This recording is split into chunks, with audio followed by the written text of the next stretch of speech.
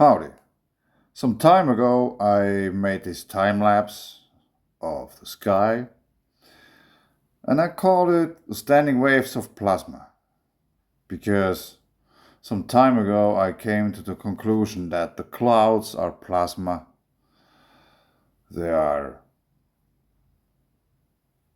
let's say, the basic or normal explanation what meteorology uses for cloud formation. Yeah, it's sunlight and water evaporates, and especially water bodies like lakes and seas and stuff like that. They have huge influence on all that stuff. But I have been making many observations that I have been sharing also here. Not only the standing waves of plasma, we could probably also watch it. And the thing is that I have been talking about standing waves of plasma, and now we have something like this here. And I have many examples of the same phenomena. And of course, that's a time-lapse video, so we can actually see the movement. And I think it's basically the energy that propagates through the air, that ionizes the air to a degree that it forms actually clouds and therefore gets visible. The energy flowing in the air gets really visible.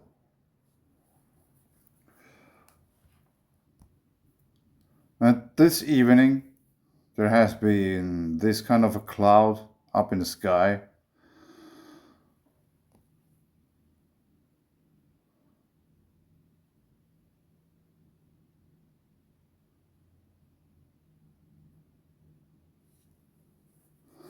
And what I want to point out, or really would like to point out, is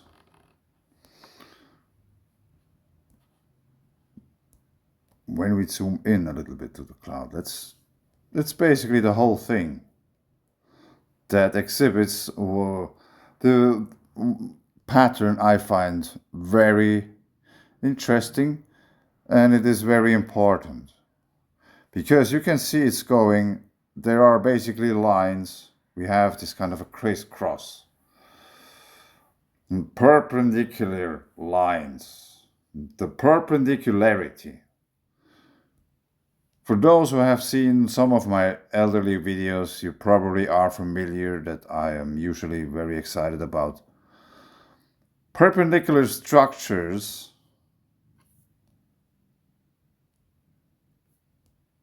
in the clouds. So now we have to, I just wanted to show you something.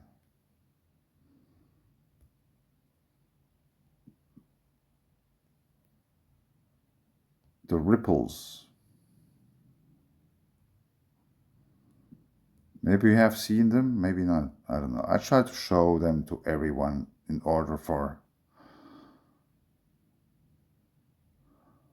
those who are not that well trained yet to see these kind of things or what to look for.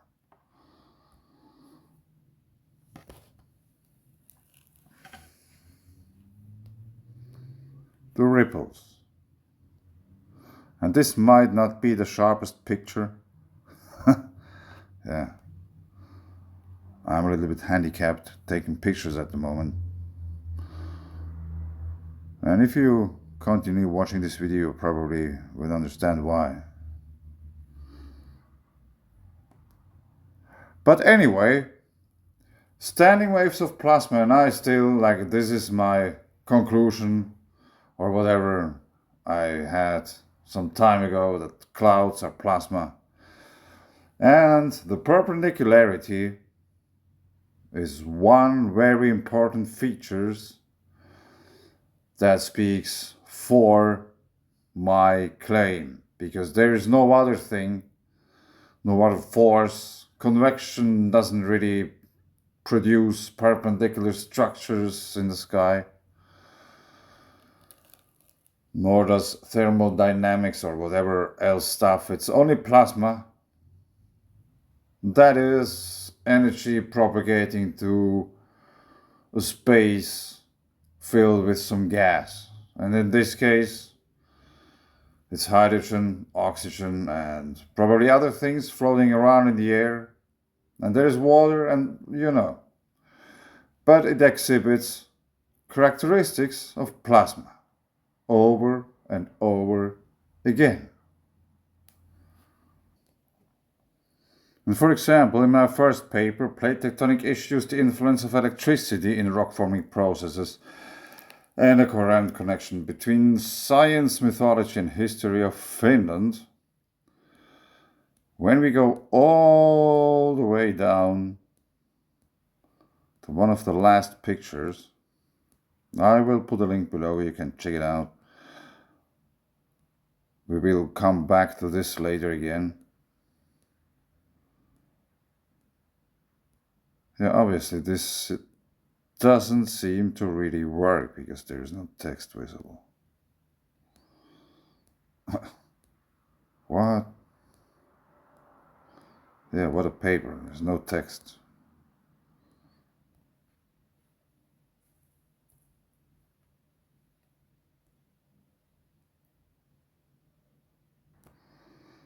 Yeah, actually, I just tried to reload or something that it would work, and I noticed this one, or this thing here.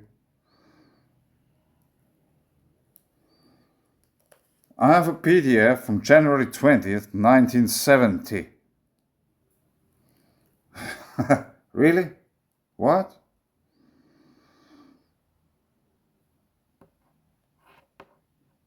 Are you kidding? 1970?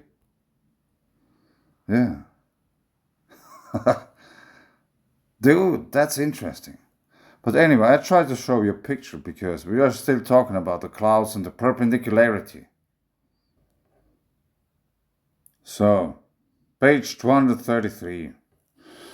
This is just one example of how deeply rooted there must be a typo.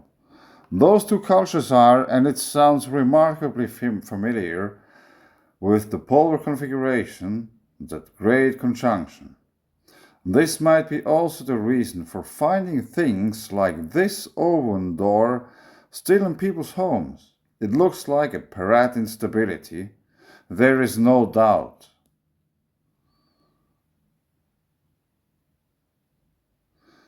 So obviously on the left we have the stove door that has a Perrott instability.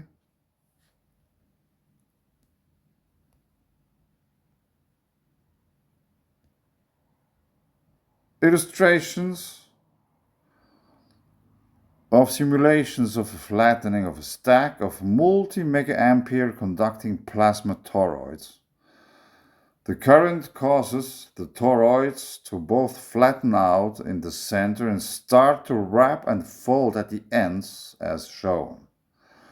Right, X-ray radiograph of a 60 mega-ampere pinched plasma 4 cm in diameter.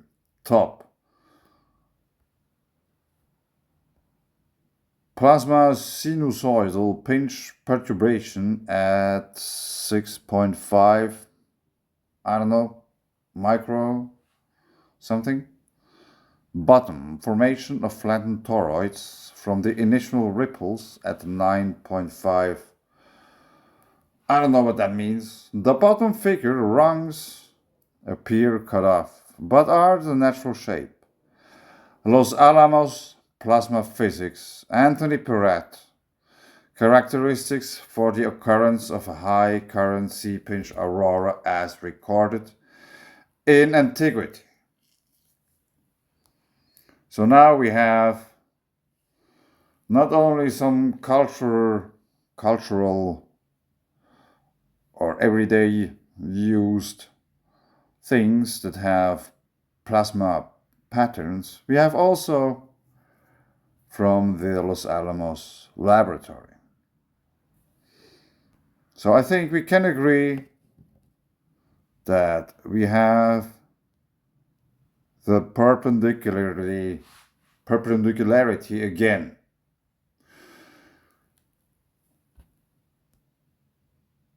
as we have here in the clouds. We have lines going like this and we have lines going like this. And of course we have to think that's a 3D object, this cloud. So also the perspective from the ground up there is something that has to be taken into account. And I think this could be an ion channel.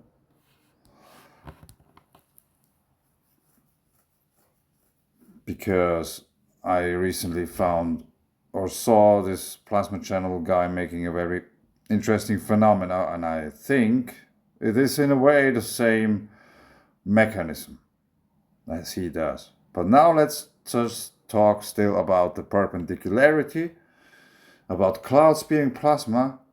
And today, Ben Hyde, who commented on this plasma wave, standing wave plasmas, Ben Hyde from Spark Science. I wish more people would pay attention to this great footage. The standing waves are really apparent. 3 months ago. Today, Ben Hyde from Spark Science posted this video. Violet to blue arc with standing waves, and that, it's 4 minutes long. Let's just have a look at this because I find this very interesting.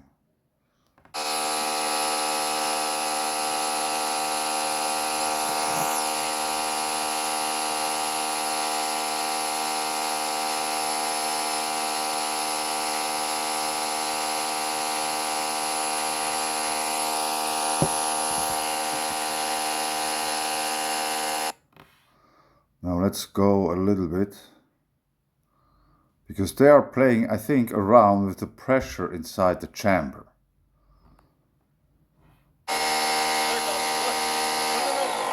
No, leave it back up.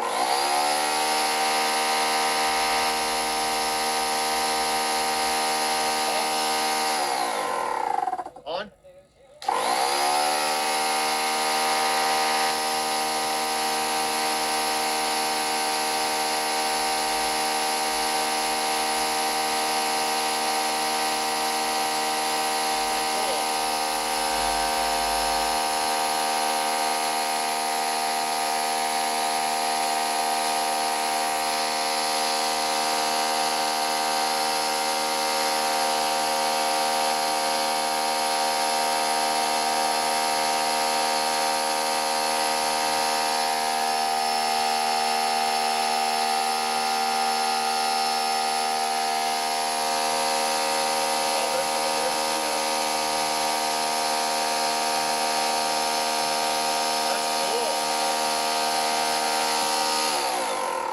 I think that's just the vibration from the pump.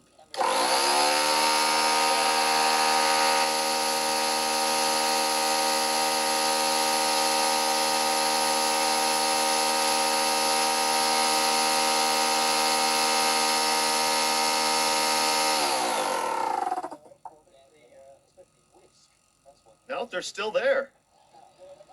There's a... Oh, boy. Yeah, anyway, you can go to watch the whole video, but I think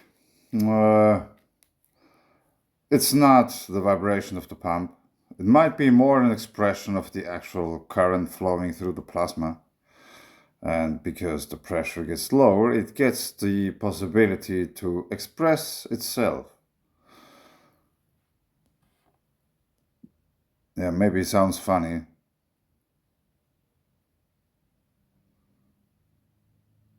But as humans, like if they are not under pressure, they get the chance to express themselves.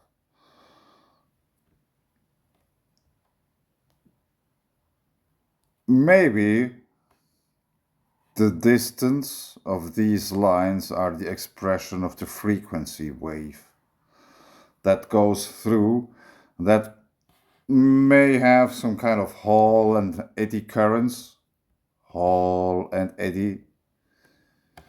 Just imagine that there would be Hall and eddy written. But I think this is so much just about the amplitudes or what is it, the frequency of the energy flowing through the plasma, of the energy that goes between those two places. So there is energy propagating to the medium within this jar, as there is energy propagating to the medium of our atmosphere. So, and if you think about it, our planet or our solar system on a bigger scale, we are within the sun's heliosphere. So our solar system is within a bubble. In other words, it's a pressure chamber. And all the planets, they are within this pressure chamber from the sun. Now the pressure in the chamber varies. It might vary greatly over long periods of time, and it might vary also differently in different areas. Let's say CME eruptions and stuff, there might be variations in the overall pressure. And the same thing is also true for Earth. We have our own pressure regimes here. And one example is that we can observe the auroras from a safe distance. They are staying up there. Probably they didn't always like this. Many ancient people are fearing the auroras because they have seen them coming down.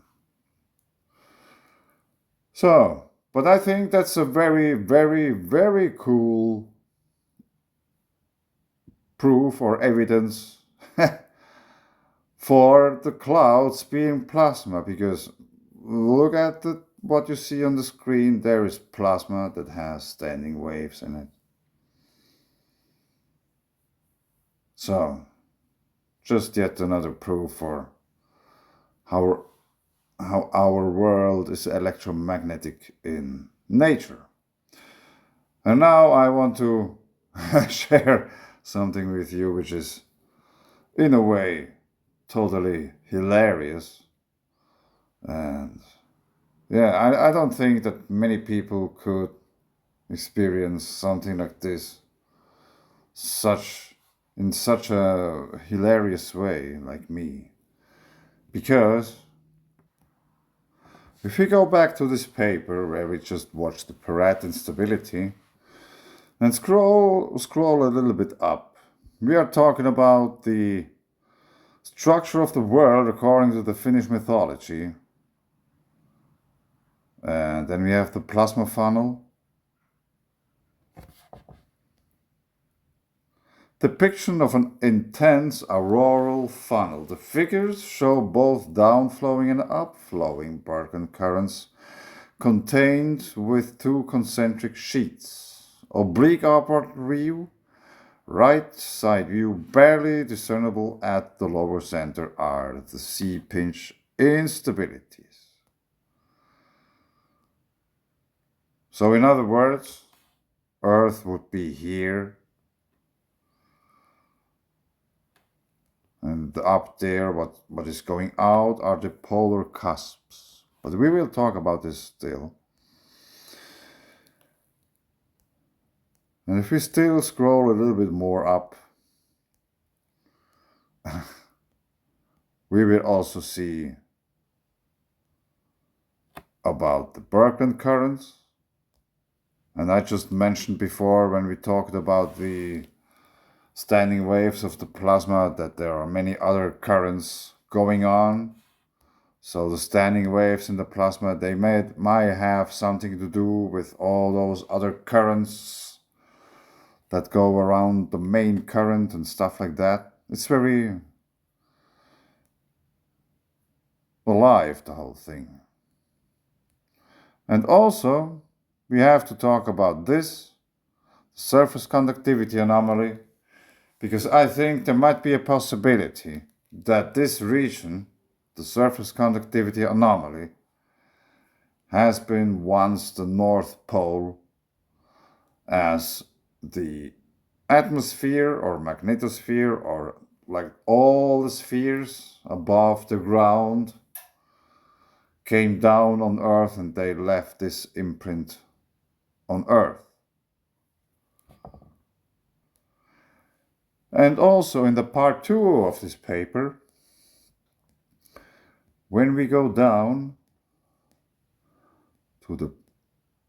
let's just scroll down. There might be several pictures about the same theme, which is in a way simply termed the North Pole. If you remember the picture from before where we had the pole according to Finnish mythology, and the intense auroral funnel, that might have has the look as a pole as well for the onlookers. And if you look at this picture, that's the Bursa cloud, so to say. And there is an energy exchange going on between the ground and the heavens. And there is one layer in the atmosphere that the atmosphere reacted to the energy and it created this cloud. And between the ground and the cloud, there we can observe, by not seeing it, the spooky action over distance. Yeah, Einstein, I think it said. And now we have the surface conductivity anomaly again, even associated with a surprise geomagnetic activity storm. And as we go further down, here are some comparisons between the Sapphire project and Earth.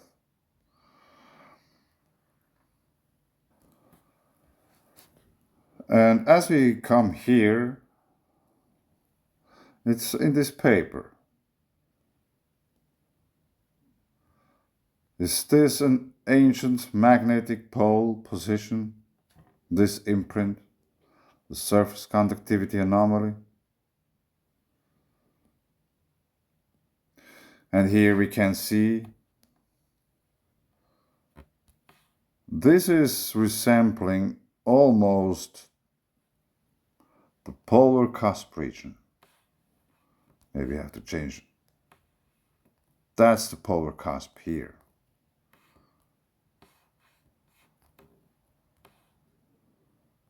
The polar cusps. These regions. So you can see they are rather far away from the Earth.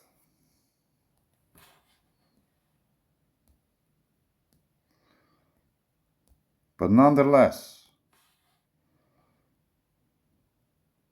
this looks rather the same like this we have here. This is one of the reasons why I think that this region might be, or might have been once, the actual North Pole. And I don't know if there has been people talking about this ever, that this region would be the North Pole. And if we go to the 3rd chapter, were the ancients crazy, or is something very important missing? The thing about copper, sulfur, and the Kalevala. Here it pops up once again. So at the 3rd time, he could fell the oak. And the oak is the same thing. It's the intense auroral funnel we just saw before from Anthony Peratt. And the oak, the trees which are going out, are the polar cusps. And shatter the world's sallow, and bring down the 100-leaved. The base he thrust to the east, and the top he lowered to the northwest. Yes, it is exactly east and northwest. That's yet another clue for why I think this area here has been once the North Pole. And now let me show you something that happened to me on Saturday. I made some hardcore pole position observations. And yes, geology is an all-encompassing topic. These are very interesting rocks. I've been there many times watching these rocks, petrified clay. The whole hill here is made of this material. It contains very much sulfur, some aluminium, there's also quite much iron. It's all very interesting. And if you are faint-hearted, you should make a little break and watch somewhere else. But otherwise, I wanted to share you some pole position observations and experiences with you. Yeah, that's me riding. Everything well, and then it wasn't. Yeah, obviously, you probably noticed that. It didn't went really as planned, but now I know that not all poles shift, some just wobble. Yeah, they just wobble. Yeah, it would have been nice if it would have shifted just in the right moment, just a little bit. But anyway, this didn't went as planned. Might take a few weeks to try it again and try to do better. But if you think that's something crazy, let me show you something crazy. So that's a big thing here about CO2. I saw that on the backside of a I think it's the biggest of these kinds of shopping malls here in Finland. And it's called Prisma. In English, it's prism. It's a prism. And it's funny that, there are two pyramids here on the hill, just a stone throw away. And there's also a prism,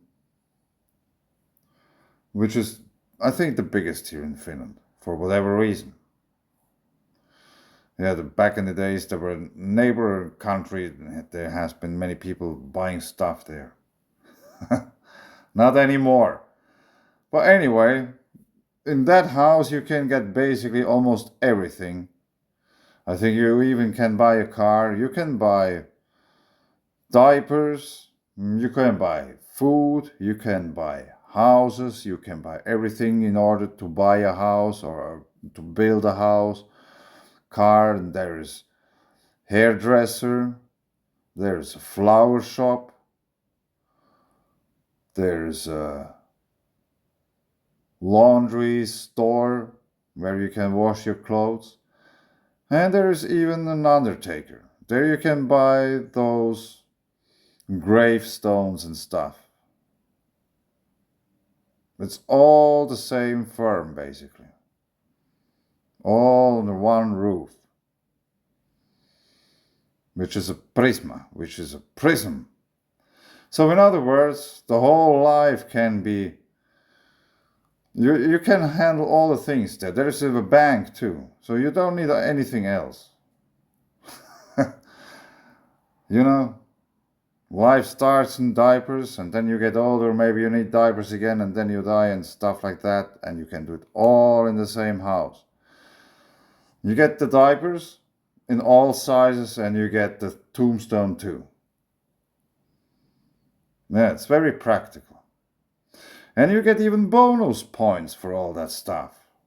I don't know if you get some special bonuses if you go to the undertaker of that house and you can collect a few thousand extra bonus points. I don't know.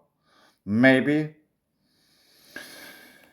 But if you translate that into English together into a CO2 negative future, 2025, next year, in a few months. So, first of all, if you are still thinking or believing or whatever that we are the ones who heat up the earth with our CO2 emissions and stuff like that, you probably should wake up and start to think for yourself. Because back in the days when you still had dinosaurs, the dinosaurs, not all of them, but many of them, they were rather big. So a big animal needs to eat a lot of food. In order for the animals back in the days to have enough food, and I think or assume that there has been many of them, there has been a lot of food. Otherwise, they couldn't survive, you know. So what do the plants need in order to grow? They need water, sunlight, CO2. It's a greenhouse gas. Yeah, why a greenhouse gas? Because they are pumping CO2 into those greenhouses in order to get a bigger and better and faster yield. It's just food for the plants. If you feed the plants well, they will grow bigger and faster. A human, if he breathes out about 400 times the amount of CO2 that he breathes in. So every word I say kills the planet, according to the old paradigm. Does this make any sense? Do you think nature works like that? No. So every time you breathe, speak, talk, sing, you are feeding the plants. So in other words, if it would be possible that we could reduce or even take out the CO2 entirely of our atmosphere, we would kill the plants. And if there are no plants, I think everybody else or everything else would die too. Because if you cannot feed the cow, you won't have any steak. If you cannot feed the pig, you don't have any bacon. If you don't have any carrots, you don't have carrots. You know? Without CO2, there's no life. Maybe there might be some life, but it's not that conscious. Life without CO2 probably doesn't make any YouTube videos and talks about strange stuff. I don't know. But whoever figured that out together into a CO2 negative future, just let's assume that they would succeed. This would be suicide. And how is that possible? I think it's schooling, which is not the same. I have been pondering for many weeks, because in the Finnish language, there is a special word for being educated in another way. It's schooling and education, maybe that's the thing. Or civilized. Yeah, being civilized. It's a different thing being schooled or being civilized. If you are schooled, you probably think that whole negative CO2 future thing is a good thing, because you are told that you are heating up the planet. Yeah. That's quite a proud attitude of humans, to think that we could be the reason for that. Or we could stop it, if it would be so. But anyway, I think I leave it here. Check the weather in wherever you are, because the weather seems to ramp up in many places. The deluge that has been predicted to Central Europe coming up in the weekend might be a little bit less than they first anticipated, but we will see. Maybe that's just the first one of a few that will hit Europe in this fall still. So it might be just an exercise.